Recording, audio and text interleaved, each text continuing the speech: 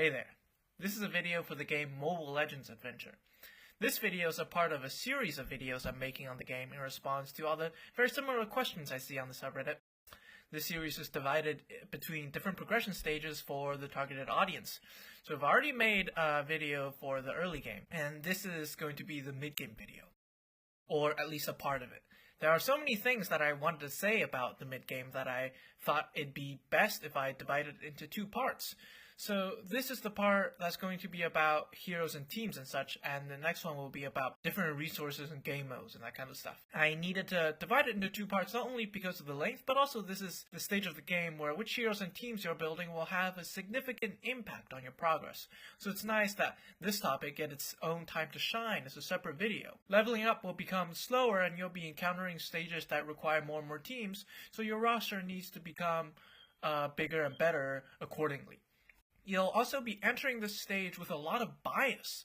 You'll have already invested into some heroes at this point, and they'll become powerful naturally because they are at a higher rank, so they'll have more stats, but they will not necessarily be powerful because their skills are inherently good, which means that as you're taking other heroes to similar ranks, they will become outcompeted. So this means that it's worth taking a look at what heroes you currently have to see which ones you might want to replace, and look at the heroes that you don't currently have built to see which ones you should work towards. At this stage, you should also have the resources to awaken non-OCA heroes, so non-Order, Chaos, or Astral hero, with relative ease. So going over specific examples of heroes will actually be a productive use of our time here. Now with all that said, let's get into it. So I'm going to start off with a tier list, since everybody likes tier lists so much.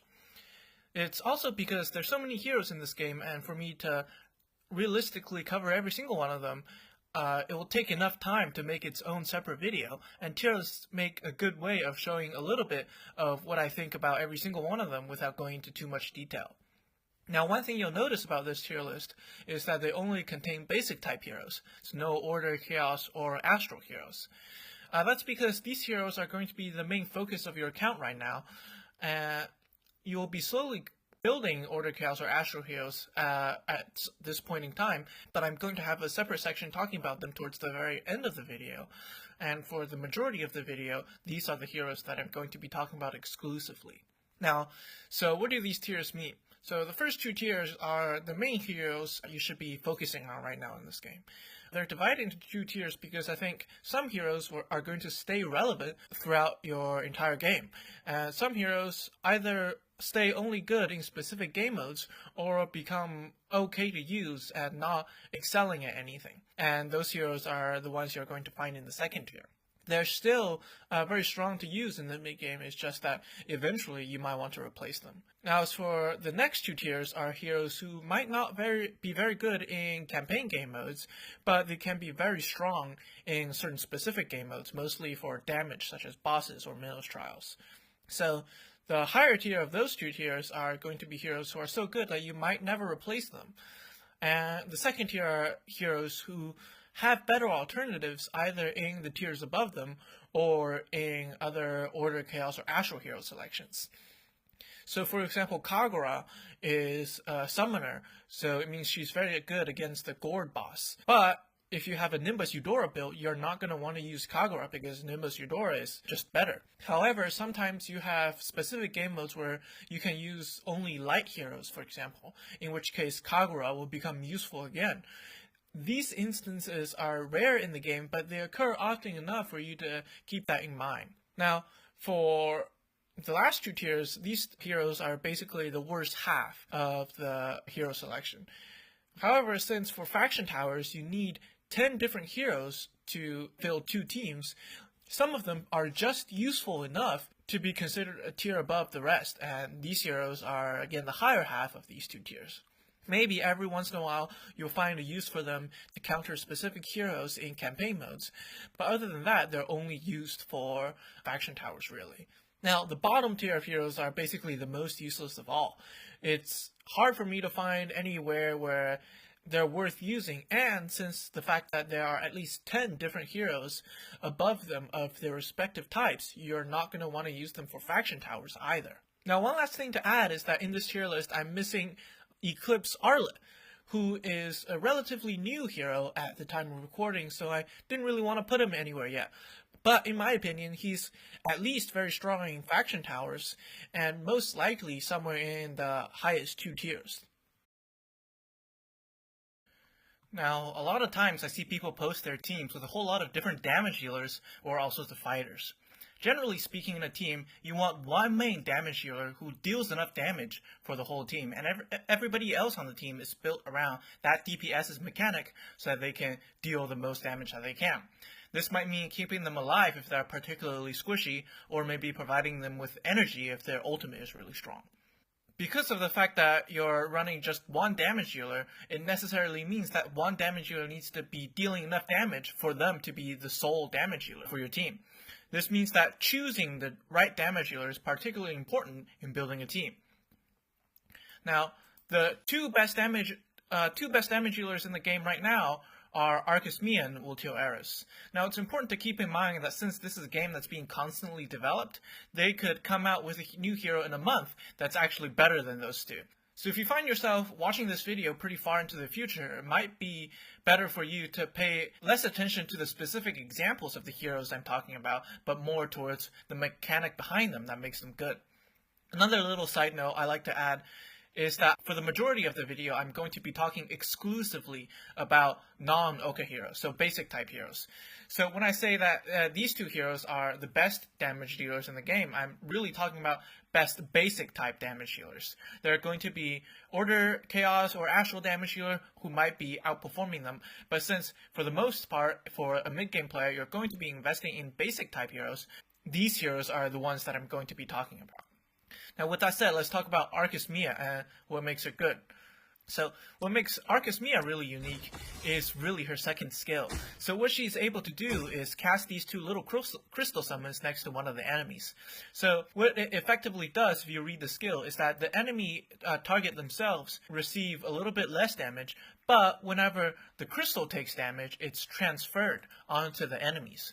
So on the surface, this doesn't seem like much, because it just sounds like it's moving damage from one place to somewhere else. But once you stop to think about it, it's actually really strong. For one thing, because the fact that she's summoning two crystals at once, it means that any ally who is able to deal AoE damage, including herself, can hit two targets at once, effectively doubling their damage. Another thing is that in the skill descriptions, the crystals can have only 30% of the target's defense, so that's an effective 70% defense reduction, and that's a lot of defense being reduced. On top of that, she is able to gain damage bonuses to summon units, which the crystals are, in her Orlais cards, which means that she's buffing herself as she's dealing the damage. And another very important thing is the fourth skill, which is every time she casts one of her basic attacks, there's a 50% chance for one of these little floating cannon things to deal extra damage equal to some percentage of enemy max HP. So anytime you're able to have a skill that scales off of an enemy stat, such as damage that is dependent on your enemy's max HP, this is a really valuable skill, because you'll find that throughout this game, you will have a harder and harder time leveling up, which means that compared to the enemies, your stats are not increasing as fast. But if your skills are able to scale off of your enemy stat, you're able to accommodate for that much more seamlessly. And it's always something you want to look out for in heroes' skills. Now, since the special crystal skill of Arcus Mia only applies to one enemy at a time, it means that Arcus Mia is particularly good for taking down one enemy at a time, or for boss game modes where there is only one enemy. And Ultio Eris is a lot better suited for taking down teams of 5 like campaign modes. What makes her particularly powerful is the fact that she has the enemy max HP damage scaling on her soul vessel, on her basic attacks, and the fact that her basic attacks can have an AoE effect because of the an effect of the ultimate. After casting her ultimate, her basic attacks becomes enhanced, and they cover a little bit more AoE than a normal basic attack would. This means that stacked with the soul vessel skill that deals enemy max HP damage, all of her base attacks are dealing AoE enemy max HP damage, which means that she's very powerful in situations where you're fighting against multiple enemies at once. Now, another one of my favorite damage healers, who is a little bit less strong in the sense that she wants to be paired with specific teammates, is Odette.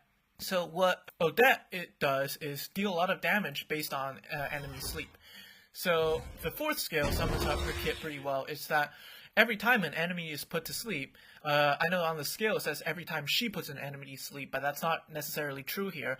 As you can see in the example that they show here, the Lilia is doing the sleeping, and the buff is still taking place. Odette temporarily gains some percentage of the enemy's attack and a whole bunch of energy. Now, this means that if you pair her with a Lilia, who can potentially cover all 5 enemies in a big cloud of sleep at once, Odette is able to gain a whole bunch of attack, go essentially Super Saiyan, and is able to ult immediately after from all the extra energy she's receiving, and potentially team wipe within a couple of ults. It's also important to keep in mind that, unlike the previous 2 that I mentioned that have enemy stat scaling, this one's enemy stat scaling doesn't cap on Odette's own stats. So you'll read here that Odette temporarily gains some percentage of the enemy's attack, and the skill description ends there. But if we go back to, say, Arcus Mia's skill description on her 4th skill, the damage is capped at 1200% of Arcus Mia's own attack, and that is the case for most damage dealing heroes, or most skills that scales of an enemy stat, is that they're ultimately capped on their own stats, but for Odette, it's just not the case. This means that as long as you can keep a Lilia and an Odette alive in your team, Odette can output some crazy damage, no matter how strong the enemies are. Now, these 3 are, I think, 3 of the best damage healers in the game right now, and you will find uses for them even all the way in the very, very late game. But there's still some other DPSs that are still really good. Now, the first one that I want to talk about is Mecha Layla. Mecha Layla is very unique in the sense that she is completely untargetable by your enemies, whether by damage or control effects. This means that she is effectively as tanky as the tankiest member on your team, very strong against any team with a whole lot of AoE damage or control effects. However, the problem with her is that as you progress through the game, her damage will fall off quite significantly, making her unviable as the sole damage healer in the team, which defeats the whole purpose of having her in the team, which means that she's only going to be usable in PvP scenarios. Now, as for Nimbus Eudora, she's got a similar thing going on, where she's able to make herself really tanky through casting summons with her ultimate, but she's sacrificing for it by not having as much damage. However, she does have very strong single target control abilities, especially against enemies on your half of the arena. She suffers from a similar thing as Mecha Layla because her damage will fall off quite significantly towards the late game, which means that you can't run her as the sole DPS, but in the mid game you can get away with running her as your tank as well, just because of how tanky she is. But later on, because of the fact that enemies are going to be able to cast more control effects, she's not going to be able to ult as often, which means that she'll remain less tanky. Now, she can still be used to counter specific divers like a Lancelot or a Saber because of her certain abilities that target specifically backline enemies and because of her tankiness. It's just that you will find less uses for her later on. Selena is a damage healer that actually deals a ton of damage even for a late game. The problem with her though is that you need to keep her alive for at least as long as 2 ultimates, and she is incredibly squishy. But since her damage output is really high, you can still use her for certain damage game modes where survivability won't matter. Valier is an AoE damage and control mage. Now, I put him in there mostly because of the fact that he can recharge his own energy with his soul vessel, provided that you pair him with other elemental heroes. Because of the fact that energy supports are so rare in this game and in such high demand, any time a DPS is able to gain their own energy, it's worth looking at. And since the rest of the Valier's kit is pretty good, it's worth investing into him for mid-game damage. Again, his damage will fall off quite significantly toward the late game, so you will be swapping him out later. Now finally, Luna Armara on the top has some incredible damage output with her ultimate, which also deals enemy max HP damage. The problem with her, though, is that so much of her damage output comes from the ultimate, and without very good ways to recharge her own energy, she becomes too slow for a late game, and there are just better damage healers out there. But she's still one of the besting slots for multiple Minos trials, so you're still going to be using her towards the very late game.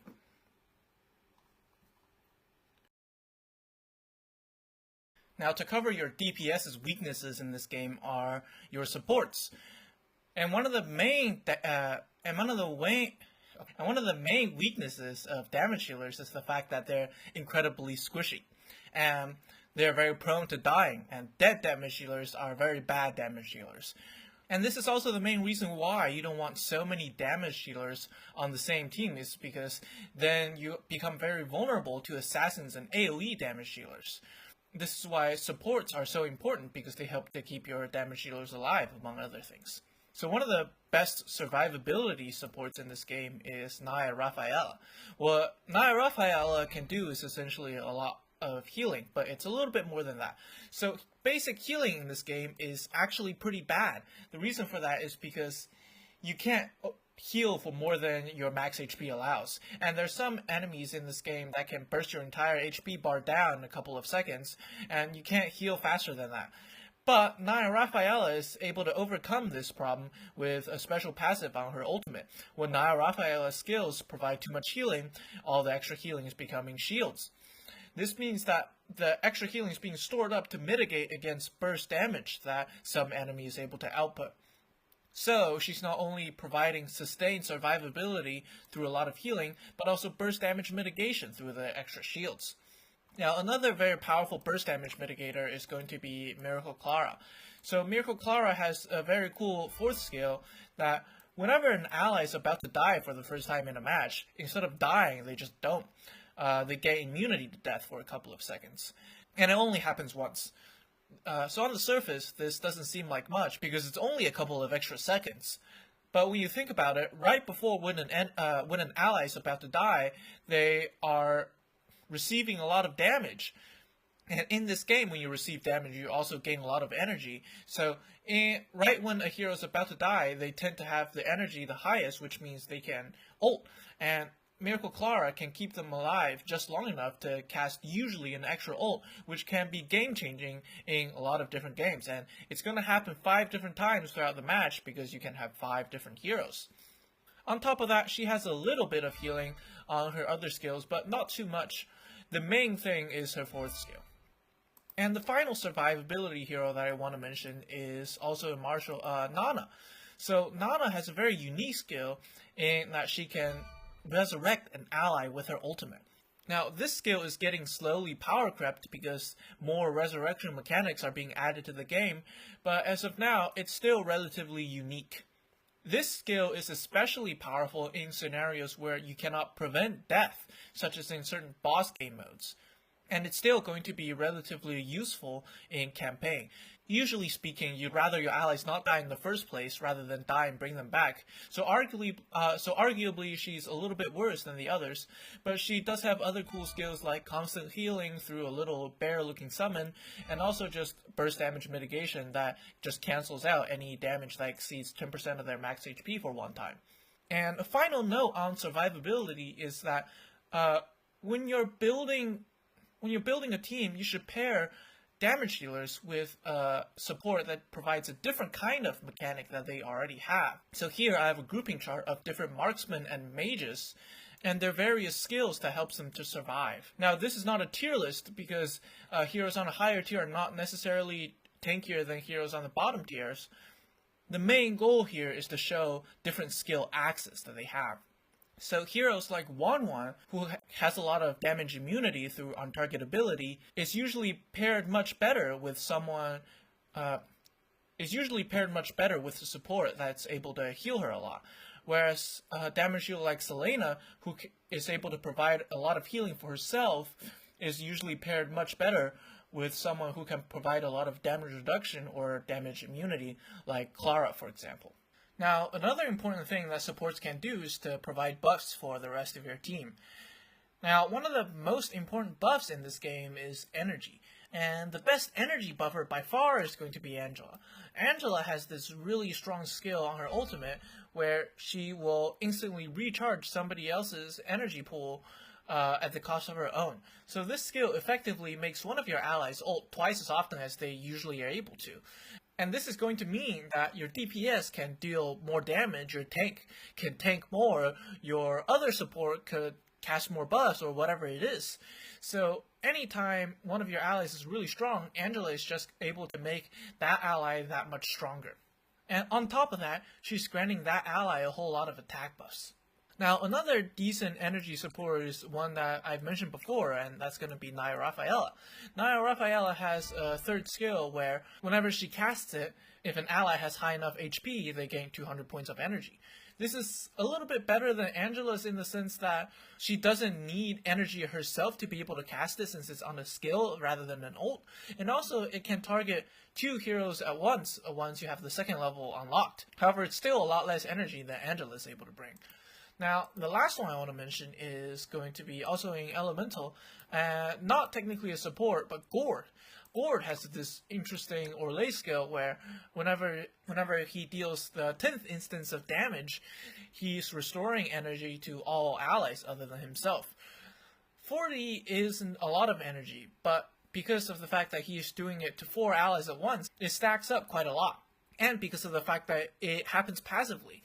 Angela needs to be able to ult first, and Naya Rafaela needs to be casting a skill. For him, it's just dealing damage, which is dealing all the time. So depending on your setup, this can happen really frequently. But because of the fact that he's a DPS rather than a support, it's a little bit trickier to keep him alive on the team.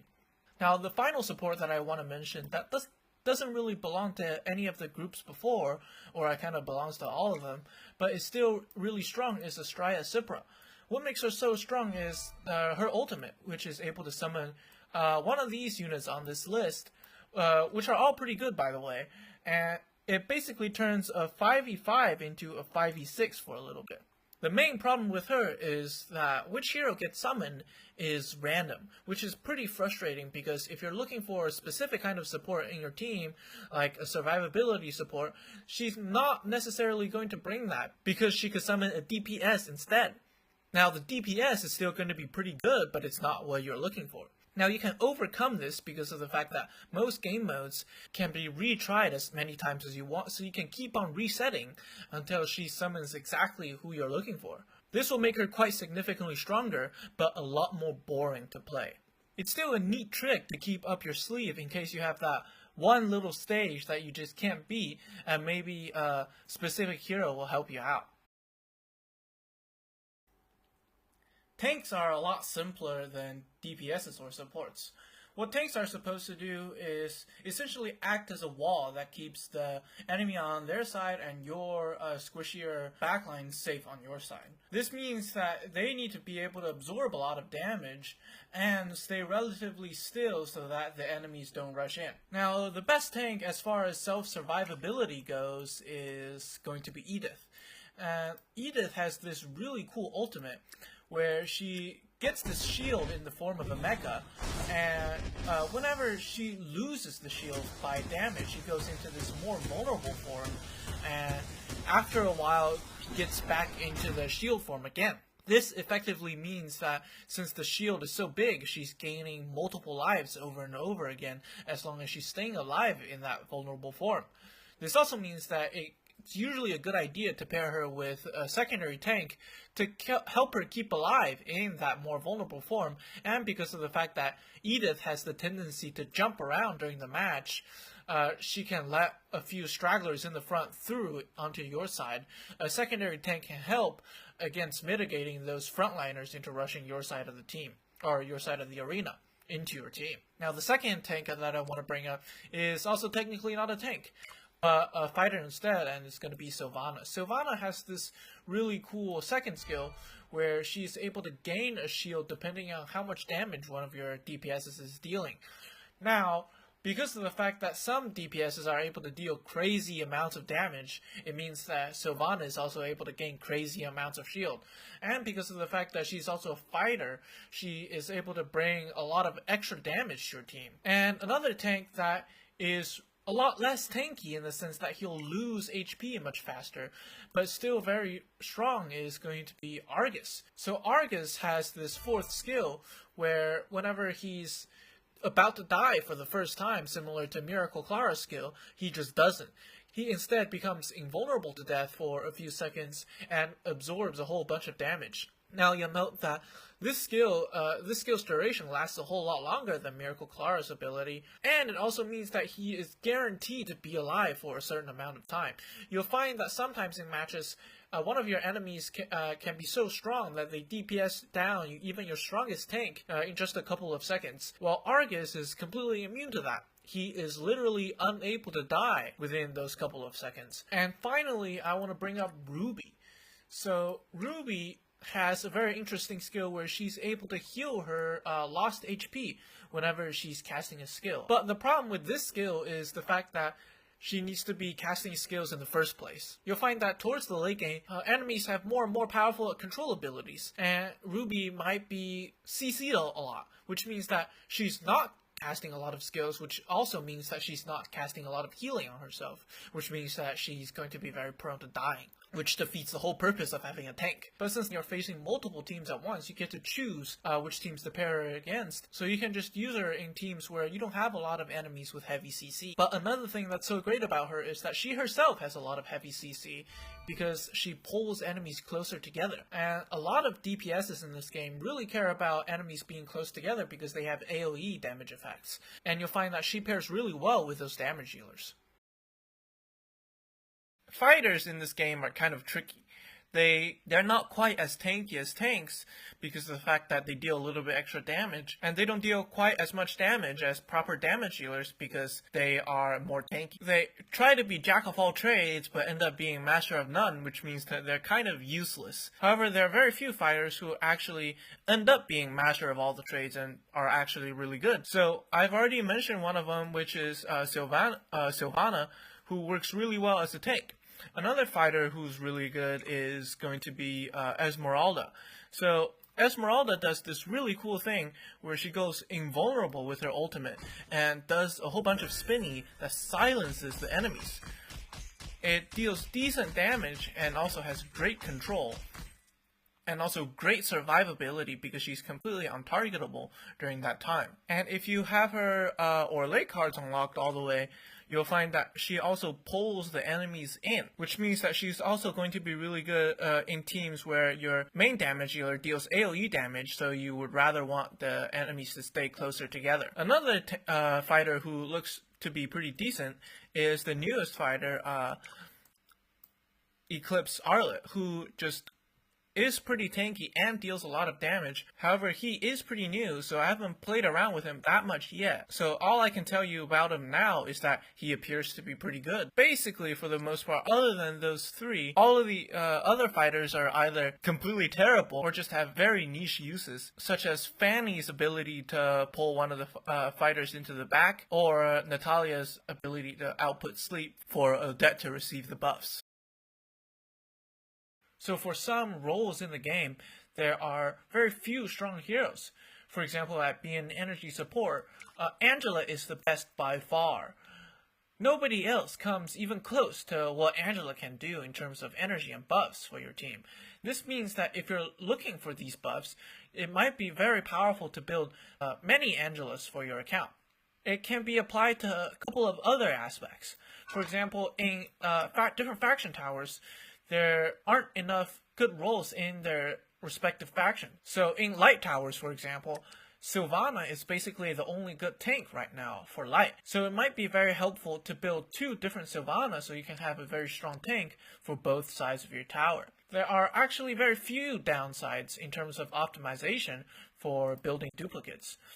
One of them is building Eagle Tower, which is in Gallery of Valor. So Eagle Tower gives you a little bit of stats and raises the cap of your other class statues. Now, the stats aren't all that important, actually. What's more important is the cap for the statues, because there's skills that are being locked after the levels of these class statues, and the glory statues cap off of the class statues as well. But unless you're building basically exclusively duplicate heroes, it's unlikely that you will ever have a eagle statue level so low that you can't level any of the other class statues up because of it. And another thing to keep in mind is that sometimes game mode will require you to use exclusively unique heroes. For example, Minerals Trials. If you use an Angela, for example, on the first stage, you can no longer use her on the second stage or the third stage. Now, for these specific game modes, it will hurt a lot if you only have a couple of heroes built because of how many duplicates you're building. But still, these game modes are rare, and usually it's pretty easy to make up for the extra duplicates you're building, since most of your heroes should be unique. Now, I think the biggest downside to building duplicate heroes, though, is the fact that there are a lot of heroes you just never get to use because they are suboptimal to other heroes. And I think it can be a lot of fun to use 10 unique heroes for the different faction towers. And it can be a lot of fun to build every single team out of a completely different hero. And overall, playing the game is about how much fun you're having. So I personally advise against building dupes. But if you're deciding to build dupes, one of the best dupes that you can build is Angela. And some of the others you can choose to build are the ones that are outlined in white on the wish list. Now, to tie all of the previous stuff together is going to be how you're putting together your teams. So first, when you're building a team, you should think about which damage hero you're going to be using. I'm going to use Valier just an example. And one of the main ways that Valier is able to deal damage is with his big sweeping fire attacks. And since the big sweeping fire attack has skill range, it means that he's able to, he's much better in the middle than in the back. The reason for that is because if you put him in the middle, the sweeping attacks can maybe hit the frontliners and the middle liners. But if you put him in the back, he's going to be able to hit less enemies because the flames won't reach as far forward as he would otherwise been able to had he been in the middle. Now, it's worth keeping in mind that sometimes the middle lane is a dangerous place because you can have enemies in the front row like Minzathar or Gatotkaka who jumps across your tanks to try to damage your middle liners. However, in this specific scenario, it's not the case. In fact, your backline is a little bit more dangerous because of this Hayabusa over here. Now, after that, you want to think about who pairs particularly well with Valier. So, one of my favorites is Ruby, who pairs really well with Valier because Ruby has this really cool ultimate that pulls enemies in. And since Valier's skills sweeps enemies across in an AoE, it helps them to bunch together so that he can hit more enemies. Now, another one of Valier's skills is in his Soul Vessel that he is able to recharge energy by pairing him with other elemental heroes. This means that ideally you want as many elemental heroes in your team as you can get. So, someone like Naya Rafaela is a great pick. Esmeralda can have good synergies with Ruby because when Ruby pulls them in, Esmeralda can ult into them and silence all of them altogether. And then you can use a Nimbus Eudora to tank for the backline. You could potentially use a Gourd to try to provide more energy for Valier. You can maybe use a Harley to shut down one of the most powerful enemy hero. The point is that a few spots in the team can be very flexible depending on which heroes you already have invested in or the specific enemy matchup. Another example is going to be my Odette and Lilia team. So Odette Lilia teams are going to be a lot more vulnerable because of the fact that you have two very squishy units that are going to be on your team. So you want to pair them with a particularly good AoE survivability hero. So Miracle Clara and Naya Rafaela are both good choices. I am a little bit more partial to Miracle Clara because Odette Lilia teams tend to be over very quickly just because of the fact that Odette deals so much damage. So that means that I can save a better survivability hero like Naya Rafaela for a different team. Now, again, since this team will be able to end the match rather quickly, a very great tank to pair in this team is going to be Argus, who isn't very tanky in general, but he's going to be guaranteed alive for a couple of seconds at least. The last one is going to be a little bit more flexible. You can potentially put extra Natalia in the team to help output more sleep. You can put another survivability in here on the team.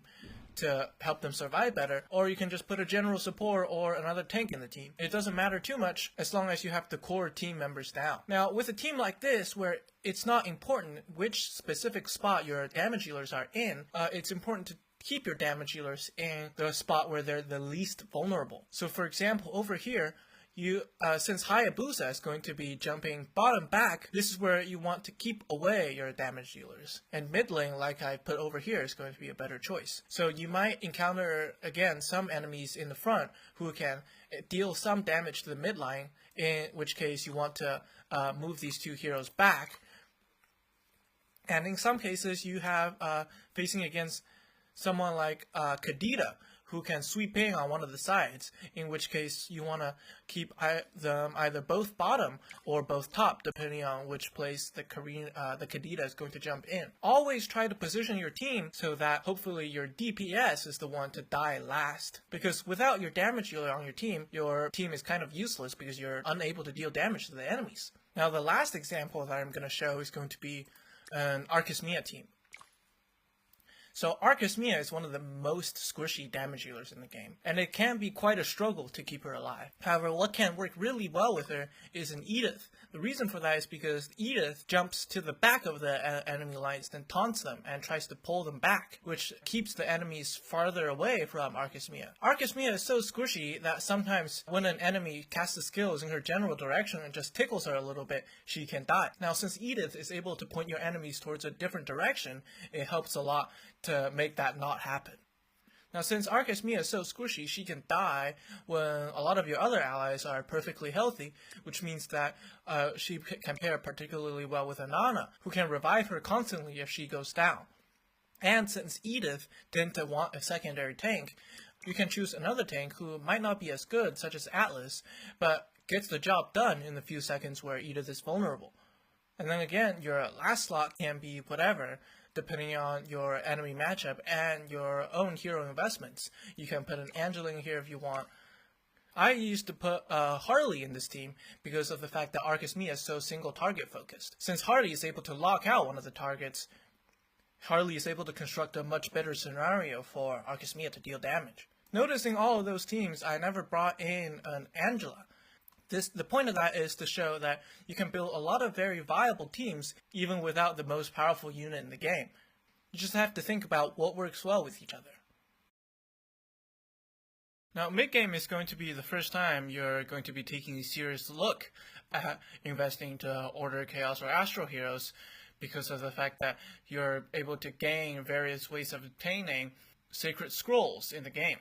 Now, I'm going to discourage you from investing into UR heroes right now with your Sacred Scrolls because they're just too expensive, and building up a UR hero as your first Order Chaos or Astral hero is going to be just too slow for it to have a good impact on your account. Now, I'm also going to discourage you from building an Astral hero as your first one. The reason for that is because Astral heroes are made to work best with each other when you have many Astral heroes on the team. So if you start investing into Astral heroes, it means that the more optimal way to move forward is to invest into more Astral heroes, which effectively locks you out of investing into the more numerous roster of Order and Chaos heroes. And also, because of the fact that at time of recording, there are only 5 Astral heroes, and 2 out of those 5 are UR heroes, which means that building a full team of Astral heroes is going to be really expensive. And with that said, I think the best hero to devote your scrolls and event resources into is Akashic. So Akashic is probably the best SSR Order hero all around the game. He's a support who can provide a lot of energy, has strong offensive buffs for your team, also has strong defensive buffs for your team, which makes him very versatile and good for basically any game mode. And the second hero to go for is most likely going to be Feng. So what Feng does is she's able to bring a lot of tankiness to your team because she's a tanky fighter, and also she has a lot of damage, and she can provide very strong attack buffs to one of your allies. And then it's sort of a toss-up between Hell and Seek-It. So Hell is a fighter who also is very tanky and can lock out enemy HP to reduce the effectiveness of enemy healing. And Seek-It is a tank who's also able to provide a lot of shield for your whole team. Now, if you've been investing into Akashic first and then Feng second, you're probably better off going with a Seekit over a Hell, because Feng is also a fighter and Hell and Feng fulfill similar niches. And then after that, where your scrolls go is a lot more up to your account. So if you want damage healers, Crystal and Shatori are good choices. Overall, I think Crystal is a little bit better because she is a lot more survivable in the first couple seconds of the game, and Crystal has a little bit more damage than Shatori does. And then there are Lunox and Char. These two are special in the sense that it's best if you invest into these two together, similar to Lilia and Odette. So the way Char works is that she has a very strong ultimate that can control your enemies to make them attack each other. And she is able to gain energy through the excess healing she is able to receive. And since Lunox is able to provide a lot of burst healing, it means she can act as an energy battery for Char. This means that when you pair them together, Char can ideally ult constantly, which can effectively control all of your enemy all the time, making them attack each other. And you don't have to worry about being tanky or dealing any damage because the enemy will just mess themselves up. And there are some other OCA heroes that are still very strong that I haven't listed on the top because they're available in the shops. So it means that you don't want to invest into them with your scrolls and your event resources because they're much more easily obtained, even though they might be stronger than some of the options available. Usually speaking, any shop that has a regular reset in the game, you want to prioritize getting an Order of Chaos hero. So some of the best ones available in the shops are Rista, who can provide a lot of energy and attack buffs to your team, and also Apostate, who can be one of the best damage healers in the game if you pair her with Esmeralda. The thing about Apostate, though, is that she's only available in shops that are guild related, which means that it's important for you to find a guild that is active so you can get as many Apostates as frequently as you can. I want to end the video by saying that I saw a lot of appreciative comments in my last video asking about my next video, so this one. Now, unfortunately for you guys, I'm not a professional content creator, which means that I'm extremely inefficient in my recording and editing process due to my lack of skills and poor hardware. And also that I don't devote as much time into making these videos. This means that my video output will be awfully infrequent. Believe it or not, the first video took me 6 months to make. Now, I see your comments and your desire for more, but unfortunately am unable to satisfy all your desires. However, I hope that my next video won't take as long to make.